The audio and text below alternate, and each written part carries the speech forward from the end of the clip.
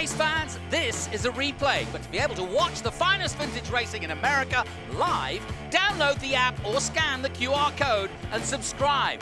Available on both Android and iOS, this is the only place to watch the 2021 season of SVRA live with over 10 hours of coverage each and every weekend.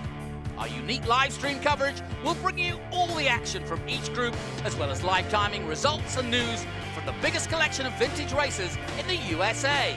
Subscriptions for the race weekend are just $9.99 per weekend or $59.99 for the season. To subscribe, download the SVRA app or scan the QR code now and be part of the future of American vintage racing with SVRA.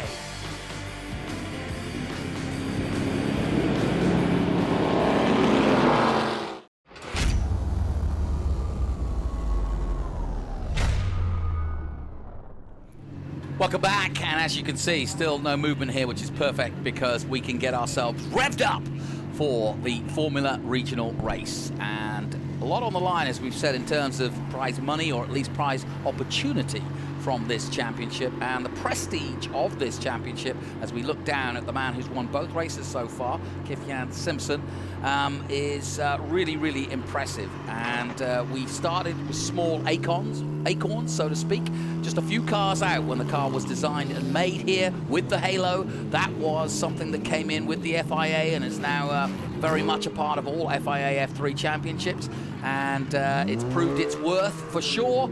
And now this championship has grown and blossomed, and we are attracting really high-end drivers from not just the United States, but from all over the world. We have drivers from 6 different states in this country and 6 different countries as well in this 12-car starting field. Let's introduce them to you. Starting outside of row number 12, or row number 6, excuse me, in 12th is the 45 of Ian Rodriguez from Guatemala City, Guatemala. He is one of 3 drivers who has not started with us prior to this weekend, and so we welcome Ian to the championship. He had tough luck in the race yesterday, and so he'll start at the back. Another driver who finished on the podium in race number 1 has to start in the final row because, of all things, the fuel pump on his car gave up the ghost just as they were rolling it to the grid. So the 2019 F4 US champion Joshua Carr out of Sydney, Australia for Crosslink Kiwi Motorsports will have to start at the back, but he won't stay there long. Josh is a seasoned competitor. We'll look for him to move forward. Starting outside row number 5 is the number 27 from Jonathan Green's hometown, Matt Round Garrido from Stourbridge, Great Britain. There you go. For Velocity Racing Development. Next to him, another debutante driver who has not raced with us before in either championship, the 17 of Baptiste Berthelot out of Reims, France for TJ Speed Motorsports. TJ Speed, by the way, a brand new team with 4 drivers in this field. Moving forward to row 4 on the outside, Christian Bogle, another driver who's had a little bit of bad luck this weekend, but he certainly has speed. Look for Christian to work his way forward. The number 7 car out of Covington, Louisiana for Jay Howard Driver Development. Next to him in that 4th row is the 99 of Logan Cuson. Logan has been on the podium so far this weekend. He is out of Port Hope, Ontario, Canada. And outside of row number 3, car number 14, Dylan Tavella out of Massapequa, New York. Another of the Crosslink Kiwi Motorsports drivers. Dylan was near the front yesterday, finishing in 2nd in the 2nd race of the day. Varun Choksi, local driver from Alpharetta, Georgia, just a few minutes down the road from our position here at Michelin Raceway Road, Atlanta. He's in the number 19 car. He is also one of the TJ Speed Motorsports drivers. Ernie Francis Jr. did a fantastic job yesterday in only his 2nd race in this car. In fact, his 2nd race ever in an open wheel car. Ernie, of course, the legendary Trans Am champion, 7 consecutive Trans Am championships, including 4 in the Premier Series. The number 98 out of Southwest Ranches, Florida, he is one of the recipients of the PMH Powering Diversity Scholarship, and we're so grateful to have Ernie in the field.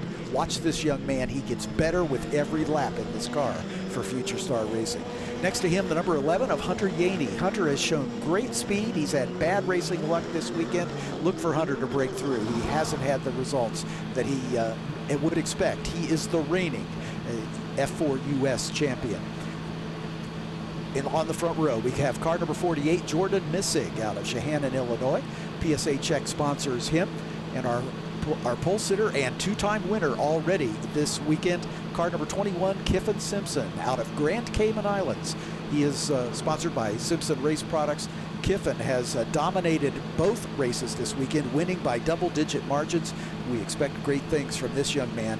He is the lead driver on the TJ Speed Motorsports team.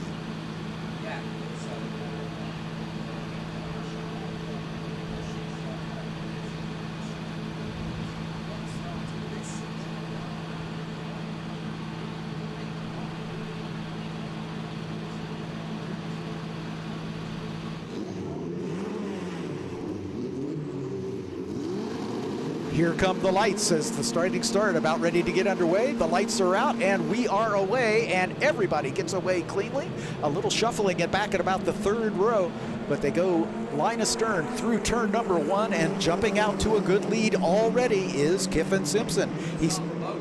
Yeah, exactly. Christian Bogle got a good start. He's picked up about half the field after starting way back in the 4th row. But look at Simpson, that lead he's built up already. And we have a spin, and I think that is that's Christian Bogle, just as we were bragging on him. He did. He was the guy that jumped out really well. He's still going,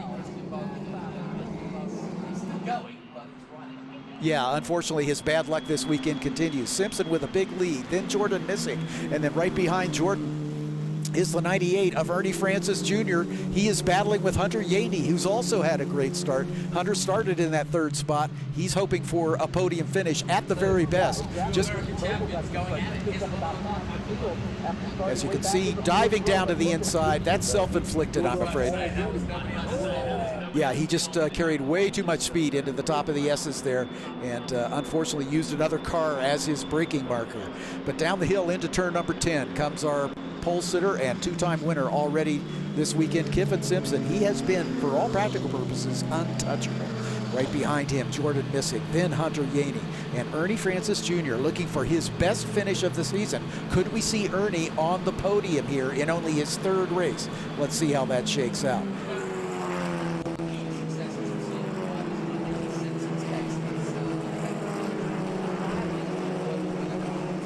Yep. Yep.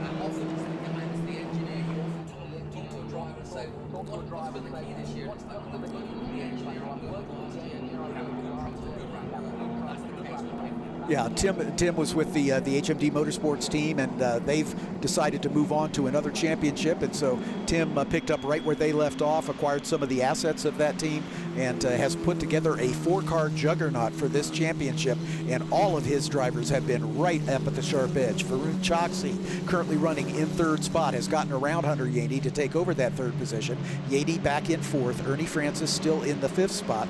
Logan Cuson up a couple spots from where he qualified, as he's currently running in the 6th spot. As we see Ernie Francis's Future Star Racing team watching on with great interest as their pilot begins to reacclimate himself to this single-seater. And speaking of reacclimating, we have a special guest in the booth here with us in the commentary box, if I use my terminology correctly, and she is the teammate of Ernie Francis Jr. Correct. In the F4 Championship. Say hello to Chloe Chambers. Hello, Chloe. Hi. How was your day? The day went pretty well. Good. Yeah, we didn't. There's a couple red flags. I mean, yellow flags. Yep. But I made up 11 positions in the end, so you know it went really well. And your first points finishes of the season so far. Yep. Correct. Okay. Well, congratulations. Good job. We look for better things as we move on to Road America. Thank you. All right. Fantastic. Adds up with the conditions out there. It's obviously dry now, but not easy at all. Were you cool with that? I know we spoke beforehand and you weren't bothered by it, but how was it in the end? In the end, the track was drying pretty quick, so that really helped us out. And you know, it was a little difficult to manage the tires as the track was drying out, but the yellow flags really helped save it because the track was wet in some spots. So during the yellow flags, you know, you could cool off your tires, and once the green got going, everything was okay. Well, while you were coming over the bridge, you missed some of the action. Bogle went off. He got a great start from the start, but you'll know this, coming down the hill out of 3 and 4, he just missed his braking point and literally slid across the rumble strips and out of the race. Good battle we've got going on here, though, right at the front between Yaney in the number 11, our Formula 4 champion at the moment. Hunter Yaney not had the best of weekends so far, and he wants to shine in this one at the end of the day. He'd like very much to be back on the podium. He's accustomed to finishing at the front of these races, but he's had some bad racing luck. Some of it has been self-inflicted, a couple spins at inopportune points, but Hunter certainly has the speed and the racecraft as Varun Choksi and Hunter both go off. I wonder if there's something down on the track there as they both went wide. And I don't know whether if Varun just got mixed up and Hunter kind of followed him off track, but that was a very strange off. And now it looks like Varun is stuck in the grass, and that is certainly going to bring out a safety car. So we've got Kyffin Simpson at the front in the is the 99 car, the 98 car of Ernie Francis Jr. He is at the back as well. I think Ernie must have had an off. So things have definitely changed here in the last few moments as Kyffin Simpson still leading over Jordan Messick, but Varun Choksi and Hunter Yaney coming over the top of the rise and just straight off rather than heading down into the S's. Well, while we've got a moment, I've got to ask Chloe this. This has got to be one of the most iconic tracks and something that you've never really seen in terms of racing. You've probably seen Le Mans footage before now, or Petit Le Mans as they call it. What do you think of this amazing place? I think so far, out of all the tracks that I've been to, this has probably got to be my favorite. I really like how the elevation changes here, so, you know, that plays a big factor in everything. And, you know, the corners, they're, you know, it flows really nicely together, and I just really like it. But I suppose the flip side of that is if you get something wrong, it takes a lot of time to get back into the rhythm as well. Yeah, it definitely takes a lot of skill to drive this track. Yeah, no question about it. And I'll tell you what, I've seen some of the best drivers in the world who come for sports cars here who still claim, after coming here 10, 15 years, that they can't master this track. It's just one of those tracks that everybody wants to come back to and improve either on their time or on their position because it's just one of those tracks. Hunter Yaney now staying out in front of a great battle between Logan Cuson and Dylan Tavella as those two go side by side through turn number 7. Cuson with the inside line, and now it's a bit of a drag race down this very long downhill back straightaway. Sadly, Ernie Francis in the pit lane along with Christian Bogle. You saw a camera shot of Christian earlier getting out of his car rather disgusted. It's not been the weekend he had hoped for, but Ernie still in the pits as well. He's having a chat with the team, and obviously there's a lot of head shaking going on, but it's not where you need to be, and that's another problem. And that was a bit of a lock-up there.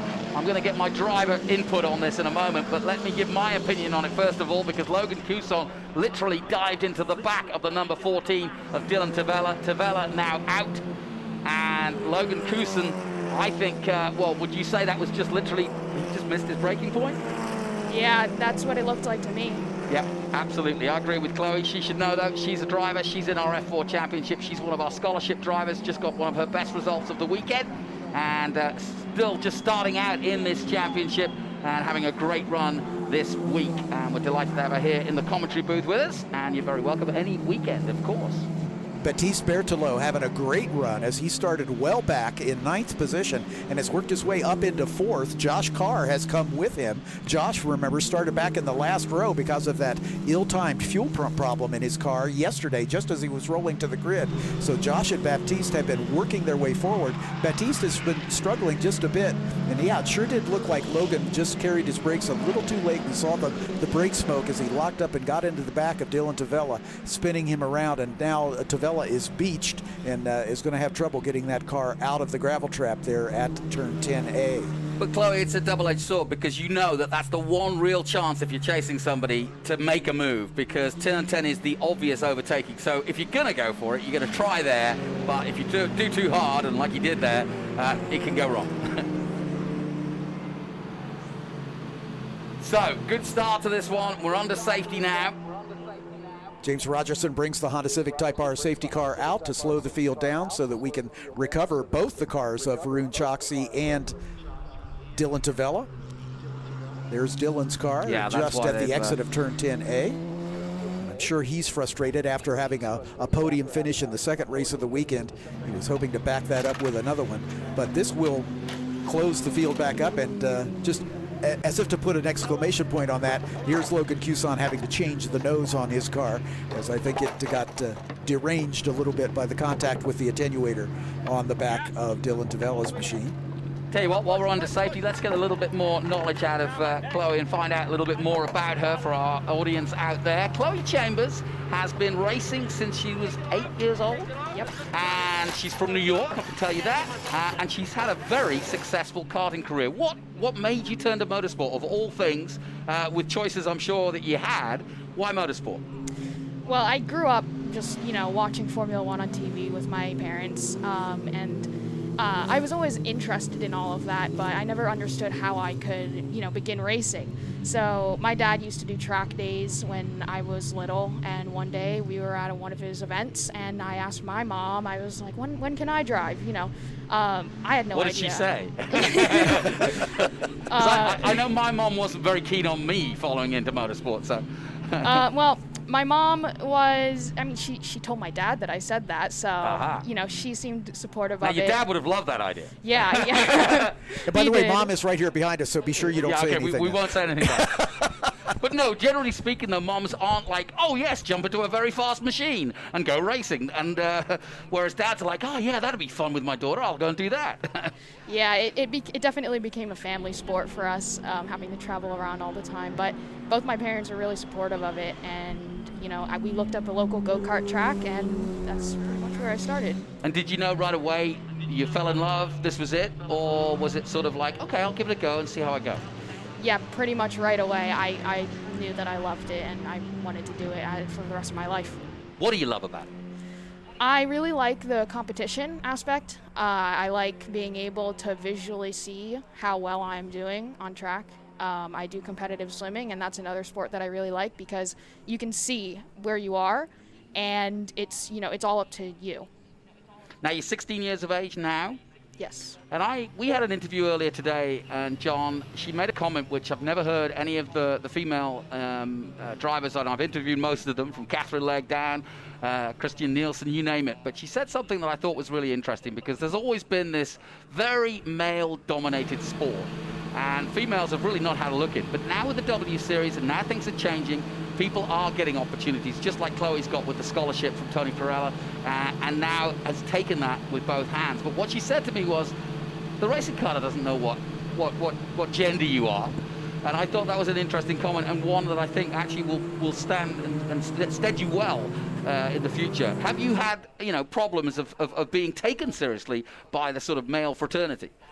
I think there's definitely some times where that does happen, but really I don't. I tend to move on from it. I know what I need to do, and I've always kind of known my life the way that it is, so it just never really ended up affecting me too much. It's a good attitude. And of course, when she starts going to nationals and getting a third place podium, the boys tend to go, okay. Yeah. Yes, she's worth keeping an eye on. Yes. Exactly right. Well, she's got a great opportunity this year. She's got a scholarship. And she is going to be racing in F4. She's done the first weekend this weekend and got some good points and some good experience. And even having the tutelage of Al Unser Jr. What was your report card? What did he say at the end of the weekend? The team and everybody were all happy with how I did. I made the most of the laps that I had, and in the end made up 11 positions. So turned out really well. How's it go at school when you say, oh yeah, I've just been, I'm a racing driver at the weekends? I would have thought that would be the coolest thing you could say. Yeah, it takes a little bit of explaining to my friends. Well, you race in NASCAR, I'm sure is the first question. Well, they're expecting you to do netball or basketball or something like that, but you say I'm a racing driver, yeah? Yeah, you definitely get some questions about what are you doing? Like, why are you absent from school? And then you have to explain to them, oh, I was traveling for racing. Oh, what? Like, you're racing, like, NASCAR? Yeah. Or they're like, oh, you're racing, the go-karts at the fairgrounds. Yeah, exactly. A quite different sport. But, I don't think people understand what an intelligent sport motor racing is and what it takes to be a racing driver. You're now moving into what is a more technical world. Not that karting isn't, don't misinterpret me, but what I would like to say is that now you've got an engineer, now you've got data to analyze, and you're learning from a school point of view even of how physics works, how communication works with somebody else and working, and how teamwork works. These are all really good skills to learn, forgetting about the adrenaline and fun of racing. Yeah, I always tell people they just don't understand how difficult it is and how much goes into it. You know, you're like investing your entire life into this, and there's so much, you know, science and teamwork and everything, just analysis that has to go on.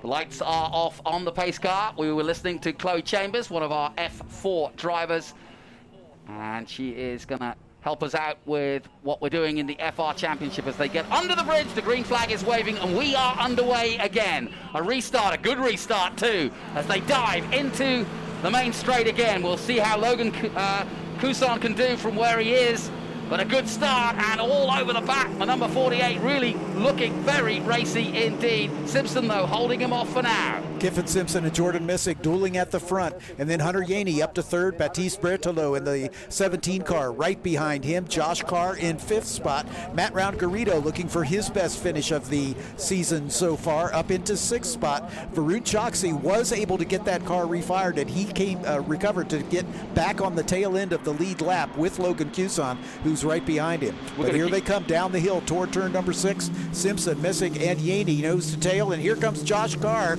showing a nose to Baptiste Berthelot, but unable to quite make that pass, but looks close enough that I think we might see an opportunity down at the end of the straightaway. Yeah, Josh Carr, obviously missing race 2, is now trying to get an advantage here in race 3 and finish off his weekend in a high. Talking of karting, Josh Carr, an accomplished karter and also an accomplished teacher of karting in his team at the moment, based in Dallas, Texas, the Sydney sider from Australia, looking for a future here. He's already a Formula 4 champion, and he is really getting very, very racy as he comes through 10B and back up the hill, powers on under that bridge. Couson looking for a way past. Chloe, your thoughts on overtaking with these smaller cars on this bigger track? I mean, your car's even smaller, but there's more than one place to overtake. I talk about turn 10, that's the obvious place, under braking. But did you feel like there were places, or you could find and force places to make an overtake? Yeah, there's definitely places where you can force it. Turn 3 is one place where, you know, you can get a pretty good overtake done, especially at the starts when everybody's all bunched together. But, you know, you always have to make the most of your laps and just find wherever you can to pass. Yeah, well, Couson's lining himself up now, getting the power down early out of 5. That's another way he might have there's an opportunity into 6 here up the inside. It's almost a block pass. You're slightly off the racing line, but if you can make it stick, and 7, I saw only Francis Tiuna doing that in the Trans Am race earlier today. So yeah, I think there are a few more unobvious places to overtake than just turn 10, but that is the most obvious under braking. The greatest battle is the one for 4th and 5th between Berthelot and Carr, the Frenchman and the Australian. There goes Carr down to the inside. He's alongside, late on the brakes. Is he going to be able to get it done? Yes, Josh Carr slots up one spot into 4th position. Baptiste Berthelot giving chase as they work their way up the hill. Now Carr's got his sights set on Hunter Yaney and potentially a podium spot, as Yaney in that 3rd spot, just falling back just a little bit from Jordan Missick, and it looks like Carr has got the pace. His last lap, a 121.5. Yaney's best lap, a 121.6. So Carr is slightly quicker. Can he get it done? A little further back, Varun Choksi and Logan Couson both were able to get around the Brit, Matt Round-Garrido, to move up into 6th and 7th, respectively. Yeah, this is definitely Josh Carr on a charge now. He's chasing down 2 Formula 4 champions now, going at it quite effectively now, because Hunter Yaney is the current reigning champion and of course is now moving up to FR. Josh Carr has been there, done that, and was doing FR last year. He came 6th overall, got a couple of podiums, but now he is getting a chance to attack if he can, and he had to come from the back, but he's going well at the moment. As further down that field is the 27 of Matt Round-Garrido from Great Britain, from Stourbridge in the Midlands. Yes, a local man from my part of the world. Here comes Carr on Yaney, our last 2 F4 US champions doing battle here. Yaney last year, Carr 2 years ago. And Carr getting the better of it at the moment as he is right on the rear wing of Hunter Yaney. And it's really a testament to Josh Carr's not only aggressiveness, but his car control, because with the aero wash off the back of Yaney's car, Josh has really got to hustle that car to stay that close. We see racing this close in the F4 championship don't normally see as much in the Formula Regionals Championship because of the increased downforce these cars have. Was that an adjustment for you to have the slicks and wings like that and run close next to other people? Is that still a learning curve for you? Well, in karting, you know, you have the really close racing, but you know the downforce and that was definitely a change, and the way that the weight transfers, that's a pretty big change. And in karting, you can kind of get away with a bit of wheel rubbing now and again, or maybe even touching. But here, you know, it's so risky for both of you. Yeah, in karting you can make contact with other drivers with, you know, no risk pretty much. In these cars, you know, you have a really big penalty if you do make contact. And Scott Goodyear keeping you in, you boys and girls in order. He likes to keep an iron fist on what you get up to on track, but he's a great guy to listen to, and of course one of the best in his day. Car down to the inside of Hunter Yaney. Sorry, Jonathan, to interrupt. As he tried to make that pass for third, couldn't quite make it stick. But now he's done the over-under, and he's alongside as they head down the hill. He's got into turn one. Yes, they're going to get it done. Josh Carr up to third. Great racing from Josh Carr from Australia. Hunter Yaney, the current Formula 4 champion from Virginia in the USA, will come back at him, I'm sure. If I know Hunter Yaney, he will not be happy by that at all. The two F4 champions of last year and the previous year going at it at the moment. But that was Josh Carr, and look at the way he's pulling away already. Great stuff, Chloe. Pretty impressive. Yeah, this is really great racing. Have you met Josh yet?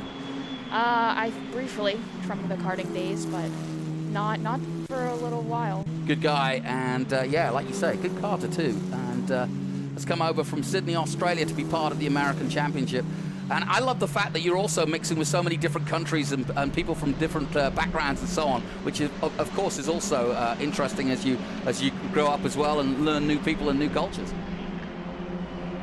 Great inter-team battle between three of the four TJ Speed Motorsports drivers as Baptiste Berthelot, Varun Choksi, and Logan Cuson nose to tail for 5th, 6th, and 7th right now. So the Frenchman having the advantage at the moment. Remember, Varun Choksi had that spin up in the top of the S's and had to fall clear to the back of the pack. Logan Cuson as well, and they've both worked their way forward now as they are right on the back of their teammate Berthelot, who's holding down 5th. And Jordan Missig in 2nd place, just did his fastest lap at 1:20.6. And that's impressive because right now he's going to get the hurry up knowing that Josh Carr is trying to chase him down, and he's not that far behind Josh Carr, and there's certainly time. Yeah, we still got 13 minutes left to go in this race. These Formula Regional races are 35 minutes in duration, whereas the F4 US races are 30 minutes in duration. Again, it's a timed race, no particular lap limit, as we watch this inter-team battle between the TJ Speed Motorsports teammates. Berthelot with the green highlights on the livery, Choksi with the red highlights and the sort of maroon highlights on the 99 of Logan Cuson. Pink, I guess you would call that, maybe? Yep. Cuson gets a good run through turn 6 and 7. That'll put him in a great spot. Turn 7 is the most important turn on the racetrack. Would you agree, Chloe? Because it leads on to the longest straight. Yeah, turn 7 leads on to the longest straight, like you said, and into a really good passing zone. So getting that right is really important. Yeah, we've seen guys get it right and guys get it wrong, and certainly in Trans Am we noticed a championship was won and lost. Now, am I looking at rain coming in again? It is a little. It is, you know, a little hazy and a drizzle coming in again. Yeah, we weren't really expecting more rain after the front came through earlier this afternoon. Well, this is going to throw a cat among the pigeons as we've got Kiffin Simpson out in front as he is climbing the hill now with about a 2.5 second lead, but. These cars on these tires on a wet racetrack are going to be a handful because with some 300 horsepower under these drivers' right foot, maintaining traction and avoiding wheel spin is certainly going to be a problem. So well, slick tires on a wet track do not mix well. Well, especially when you're not aware of it, because right now, where we're looking at the leader, number 21, Kiffin Simpson, there is no wet weather, and as he comes round, he may not be aware, and I don't know whether they've got a chance to tell him, but yeah, they're on the radio to him now, I'm sure, with TJ Speed, and they're wondering now whether to change tyres. There's Tim Neff, the boss of the team, but this is panic stations, because this is typical for Road Atlanta, or can often happen, is that you get rain at one part of the circuit and not at the other. And this is really what I would say is the scariest time for a racing driver, because you may not be 100% sure just how much grip you're going to get going into this braking point here, but by now the visor will be starting to wipe up with little bits of rain, and you will start to get more and more cautious. But this corner particularly will be very slick now. Yeah, you can see the rain on the camera lens. We can see rain on the window of our commentary position here. So they are definitely coming down to a slick part of the racetrack. Now, just a light mist of rain with the hot Hankook tires, they may be able to negotiate it, as we've already had a spin down at the bottom of turn 10, and that's somebody lighting up their tires to accelerate away. Yeah, and the conditions not getting any better, but this could be a great opportunity for Josh Carr. He'll revel in this because he's got some making up to do on Jordan Missig, and well, we could have a really interesting finish to this. There is 10 minutes left on the clock, as you can see, and Josh Carr, the interval was 4.9, but that will come down, I'm sure, as things slow down. But we're just seeing another car coming into the pits as well, but a little bit of drama. Chloe, you came at the right time. Mixed conditions. Once again, Hunter Yaney has had a misfortune, as he has now fallen back to 6th after being up in the top echelons. And there's Logan Cuson. And is the front wing deranged on that car? Yeah, it is. It's gone. Yeah, he has made contact at some point. So the corner marshals are waving the track condition, the surface condition flag, which is the yellow and orange striped flag, indicating to the drivers that there is either debris or perhaps some fluid on the racetrack. So they're warning them of the damp track conditions. But again, all of these teams have radio communication, and their teams will certainly be telling them to drive with a little extra caution.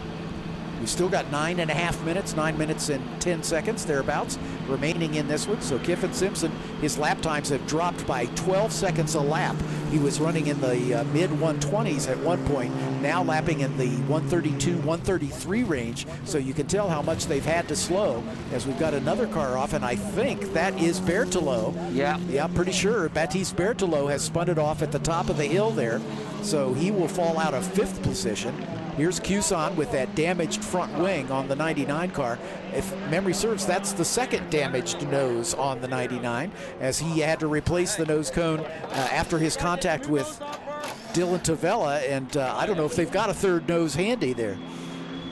Well, they're going to try and fix it, but drama indeed in this race, and it's far from over. Kiffin Simpson looking for his 3rd win in a row to really set his championship alight.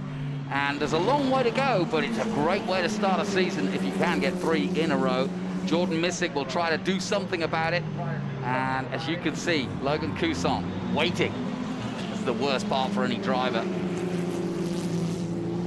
How impatient do you get when you're dying to get out there, and the team are saying, hang on, we're going to do this, now we're going to do that. Yeah, the seconds really take a long time to, go by.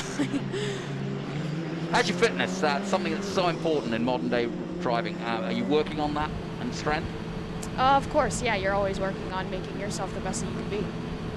As a competitive swimmer, certainly that helps not only with your muscle tone and your upper body strength, which obviously is very important to a racing driver, but also your cardio fitness, I'm sure. Oh yeah, swimming really works pretty much every muscle in your body. People say it's, the best sport that you can do for working out your entire body. So you doing the Olympics next year or not?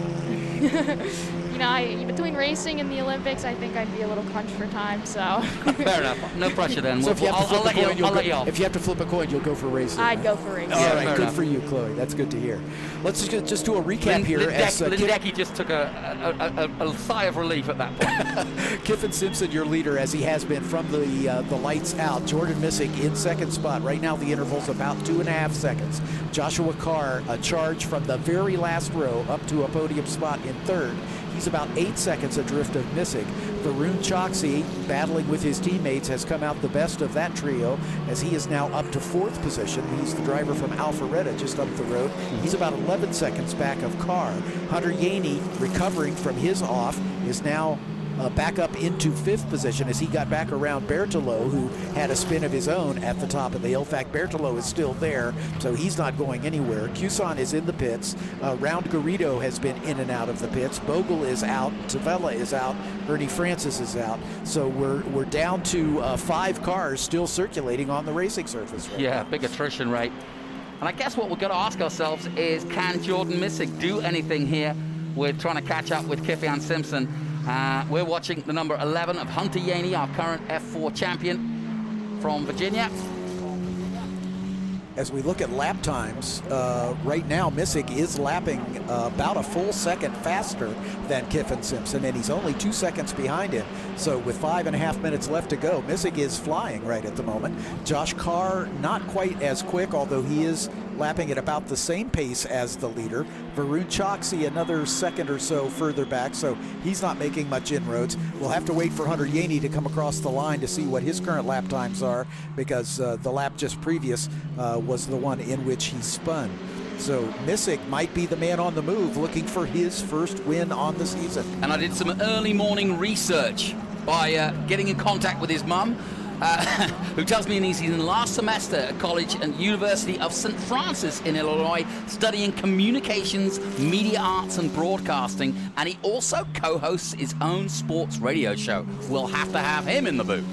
In fact, Jonathan, I'm sure he's going to be vying for your job. If the, yes, that may not be a good idea. Yeah, exactly. If the I'll engineer for Chloe then, if that happens. If the racing doesn't happen for him. She may not want that. And he's also an ambassador for psacheck.org, and I think that is a really worthy cause. And so check out this man, Jordan Missick. He's on a run at the moment, and he's still got a good chance of winning this race. The best chance he's had all weekend. He can see as he comes over that crest. And Chloe, if you were in Jordan's position now, how would you go about it? Where do you think you would try to just make a little bit of incremental move on it if you could? Where would you go for it? You know, I'd be trying my hardest to catch up to the guy in front of me, but without being at risk of going off or damaging the car. But what's the mindset? Is it, I've got a late break, you can see the gap. You can see the gap for yourself, but what is it? Do I brake later, or do you just try to hit your marks better than you did before, or are you actually physically thinking, I'm faster than him here, I'm faster than him there, or where? You're just trying to hit your marks as best as you can. Try to make every lap as perfect as you can, and the time will come. There you go. Good insight there from Chloe Chambers, our F4 scholarship driver, here in the booth with us this weekend. She's doing some media work in New York next week. What are you doing in the off time between races for the next round? What else have you got on? I am doing a news interview for Pix 11, which is a tri-state area news agency, and that interview will happen on Wednesday. Cool. In the morning. And that's just, again, about what you're doing and how you're getting on? Yeah, pretty much. It's just describing what I'm doing right now in F4, describing gift of adoption and everything I'm doing for them, and, just check up. Good for you. In the closing laps here with about 3 minutes remaining, Jordan Missick continuing to lap quicker than the leader. He's got the interval down under a second. Jordan Missick now just about 9/10 of a second behind Kifyan Simpson, as we're going to have a grandstand finish here for the lead. Josh Carr maintaining 3rd spot. He has no challenge from behind, as Varun Choksi is some 15 seconds up the road. Hunter Yaney still lapping at about the same pace as Choksi, so I don't know that he's going to be able to catch him and make a change there. So the top 3 are the ones that we're really keeping our eye on, and the battle between Simpson and Missick. Missick on a mission to see if he can close down and perhaps notch his first win of his career. Yep, and I'm pleased for Josh Carr, because obviously missing that one race, he's now back in the points, and it really does pump him up for the next round. But look at this, we are looking for a grandstand finish. 2 minutes to go now, and Jordan Missick is the man to watch. The interval, 0.955 as he comes under the bridge. He was on the podium yesterday, finishing in 3rd spot in the 2nd race of the day, with a 4th place finish in the 1st race of the day. So if he stays where he is, it will be his best finish in his young FR America's career. but he wants that top step of the podium, I'm quite sure. And as we look at the lap times, Kyffin Simpson, feeling the pressure, has turned the wick up just a bit and is now drawing back away a little bit. And once again, the intramural battle between the teammates continues as Logan Cuson and Varun Choksi going side by side, and Cuson makes the pass. Yeah, that was good stuff by the Canadian. Well done. But remember, Cuson is a lap down because he had those extra pit stops. So this is for bragging rights only. And then there's the 17. Well, certainly with the leader, this is the most pressure that Simpson's had all weekend long. He's won the last 2 races by a country mile. Bogle back in action after his spin. I was thrown off just a bit. They put Berthelot's spare nose on the 99 car. So that's why I looked at the 17 and said, wait, no, Berthelot's at the top of the hill. So. Time running out then. 50 seconds to go as Hunter Yaney starts his last lap. Back to the leaders, coming up the hill again. And they should get one. They should get the white flag this time, and that'll give us one last sprint lap. Here they come. There goes the white flag. Here they come on their final circuit of this 2.5-mile racetrack here at Michelin Raceway Road, Atlanta. Kyffin Simpson looking to sweep the weekend. And that is certainly ominous for the rest of this field, as Simpson has been able to cover the field pretty much at will with big margins of victory in his first 2 wins. And with dodgy weather conditions, just as it looked like he might have a little bit of trouble with the wet weather conditions, he's been able to take advantage of the drying track now that this little brief rain shower we had has gone away, and he's stretching that advantage back out again over a second. Jordan Missig, I'm afraid, is going to have to be content with a second spot, but he can't be too disappointed. That'll be his best finish ever in Formula Regional Americas competition. Yeah, that's a great result, and I don't think Simpson's going to cave to the pressure, so to speak.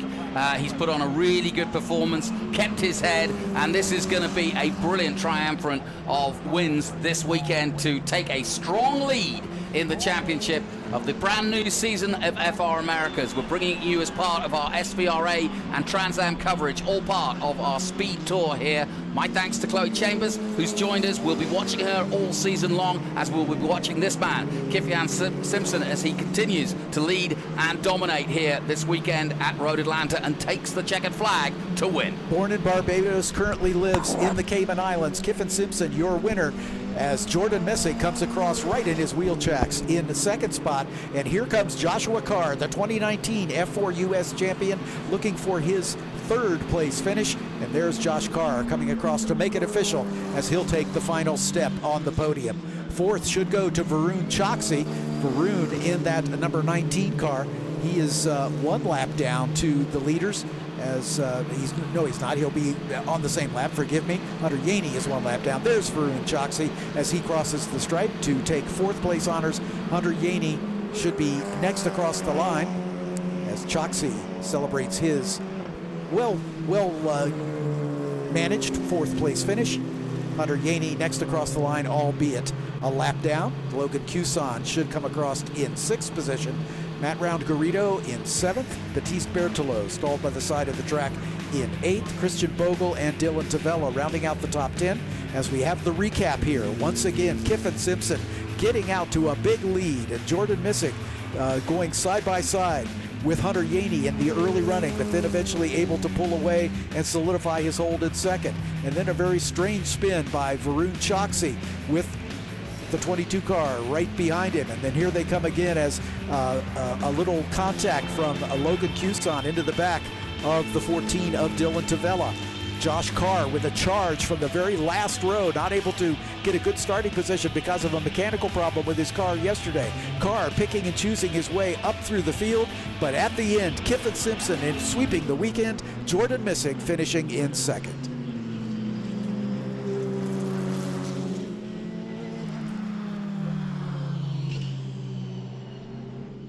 We're just seeing Kyffin Simpson coming into Parc Fermé. We'll try to get him out of the car as soon as we can and get him in front of our interview situation. He's just maneuvering the car.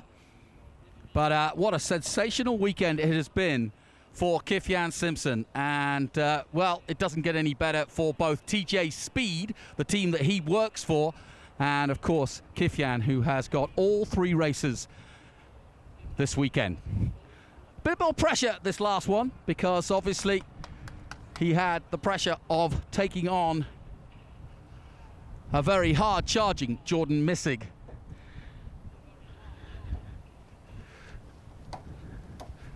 And he's out of the car. We'll just wait for him to get his helmet off.